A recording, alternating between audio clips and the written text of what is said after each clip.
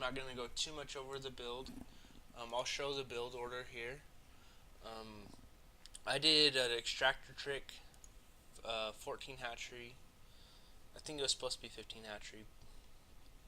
16 pool. I'm sorry about the cough. 15 extractor. I did 18 overlord, was supposed to be 17 overlord.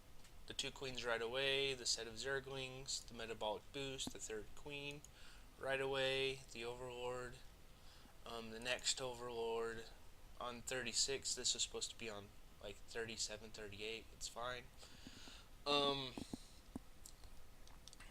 These 2 overlords I built because I was close to being supply blocked. But I should have built a hatchery than these 2 overlords. The hatchery at 610. The extractor and the roach one were supposed to go down at about 6:15, so they're a little late.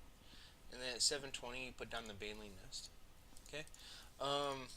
So just kind of to show you what I mean by this. This is just a diamond account, so I wouldn't stress too hard about it. It's not like a master's one or anything. I'm at 63 and 48 in the diamond league, so I'm okay. I mean, usually I end up being like low masters, and then I end up going 50-50, but it's okay. You still play masters from diamond league, so it doesn't actually help you much. So So in terms of my match history, I was practicing the build yesterday, so I did some versus AI practicing it. I did some custom games and some 4v4s that I streamed. Today I reviewed with the build twice, and then luckily the first game of the day I got Terran, so I could practice it right away. So I'm going to show the game, and then I'm probably not going to stream for the rest of the day. I just wanted to put it in there.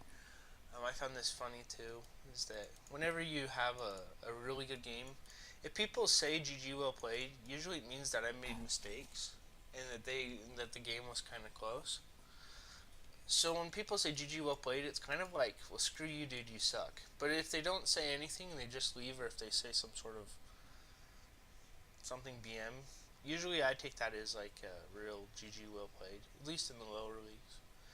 So I'm going to go over this replay. I haven't saved it or anything. And discuss what he did right, what he did wrong, what I did right, what I did wrong with the build. With the execution of the build, and to show that it basically does work versus people. I'm going to put it on my player camera first. Tell you what I think about choosing how to execute and what to execute and why. So I just mentioned how the build goes. I'm actually just going to execute it just how I said. So I'll show exactly how it works based off what I said.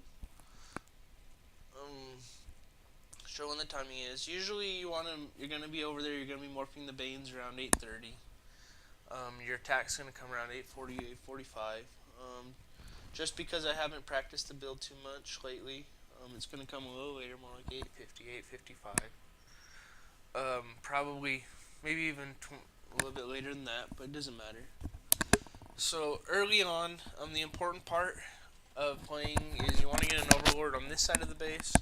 You want to get an overlord here. You want to scout whether they're going Reaper or Marines. If they go Marines, usually you can take a 3rd right away. So a lot of people like to just barrel over here with the overlord and see. The second overlord, a lot of people place over here. Your next set of overlords. Sorry about that. I think the most important place to place your next overlord is above this ramp right here. And then I like to place one about over here, as I'm spreading creep, and kind of over here. And then one over here on this side. Eventually one kind of up this path about here. So you have one here, one here, one here on the edge of the ramp, one there, and then kind of one over this area here, once you kind of remember and have enough time. So that's the ideal like overlord spread on this map. Go back to my player camera. So, um, a lot of the overlord spread also where I place them early on is dependent on what I scout. If I scout really fast drops, I might put one over here sooner, or I might put one down here sooner. Um, like kind of over in this little nut, I don't know what you would call that. Sort of inlet of unused space. Crest. I don't know. But yeah, we'll go back to my camera. So, so up to now, I did exactly what I said. I hatch on 15, pull on 16, gas on 17, overlord, 2 queens. Um,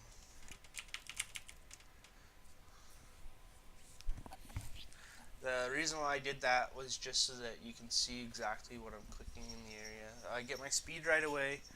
Again, when the Reapers come on the creep, my goal is just to push them off the creep. I actually don't really want to fight them. And if he goes over to that edge where you can jump up and down, if you can push him down that edge right there, looks like it was a misclick on his part. If you can push him down, and then you can sit there with your lings, it takes about 25-30 seconds for him to run around the other side, so it actually buys you a lot of safe time. You can either build the second queen on the low ground or build it on the high ground. Most people build it on the high ground and move the queen from the high ground to the low ground right away. I just left one on the high ground because of a possible second Reaper, since I hadn't seen any Marines.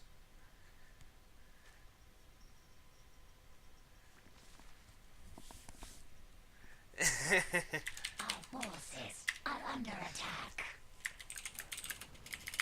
Are you smashing today?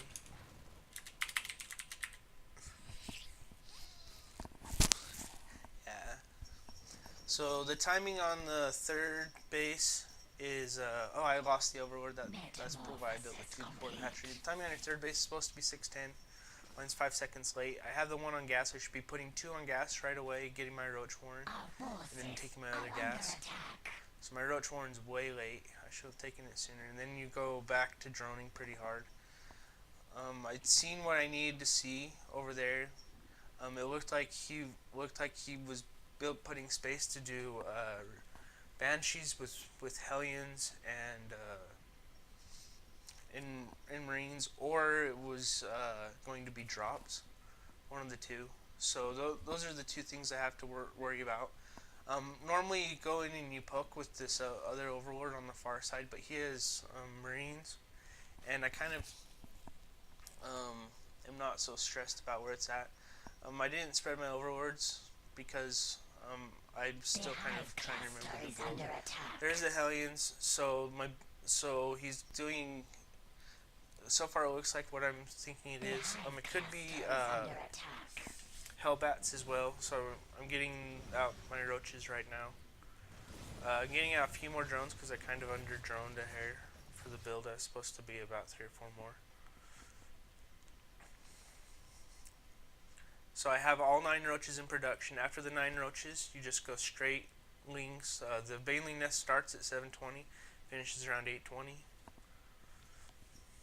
And usually you want to push across the map. You want to use the lings to kind of scout, figure out what path stuff's going on, and then the roaches you kind of want to keep there. The worst case scenario is that they come up the ramp in between rounds, so I don't mind scattering the roaches so much early on. So it's 8:40 now. I should be morphing banelings at 8:30. Like I said in the original commentary, is going to be closer to 8:50, 8:55. That's what it was. I have the extra roaches there. So now I'm going to move in. I'm expecting to see hellbats or banshees and hellions. And this whole time behind this, after I start building these lings, I just go back to droning. I can build more lings if I break the wall.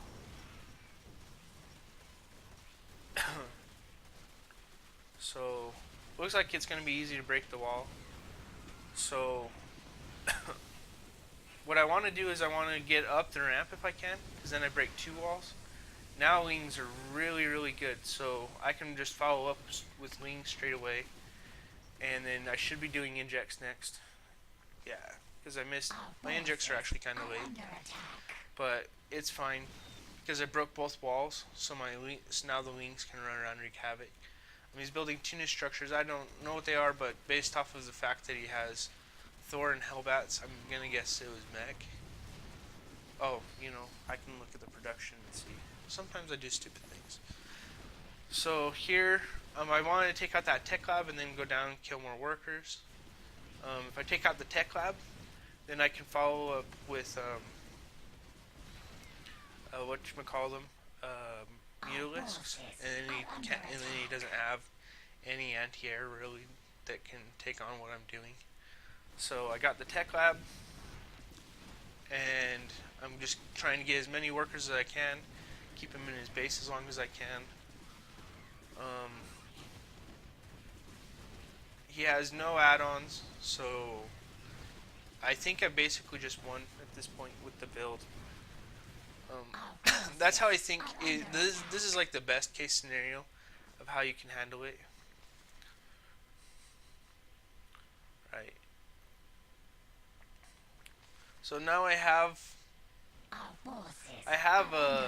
the spire going. The banshees I know stay at home, so I'm in a great position.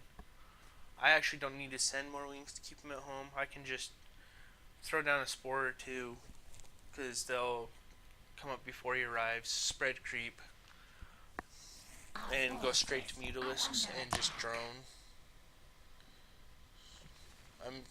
I don't want to drone too hard because I want to save some minerals for the mutilisks. So maybe only 15 or so.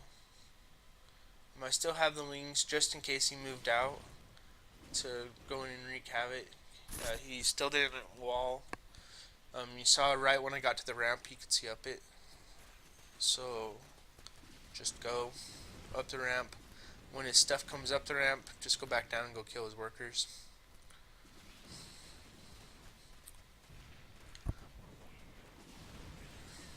And all this is just buying time for my mutilisks that I'm saving up for.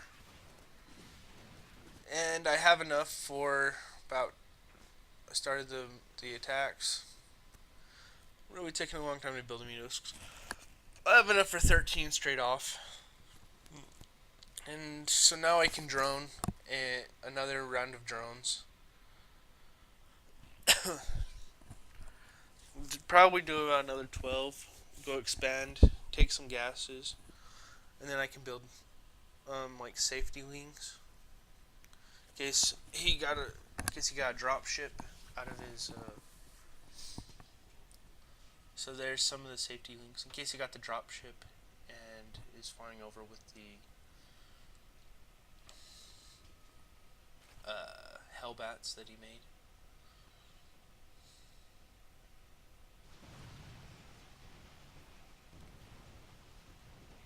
So I killed basically every worker here too. He has a Viking, which is less anti-air once I kill it.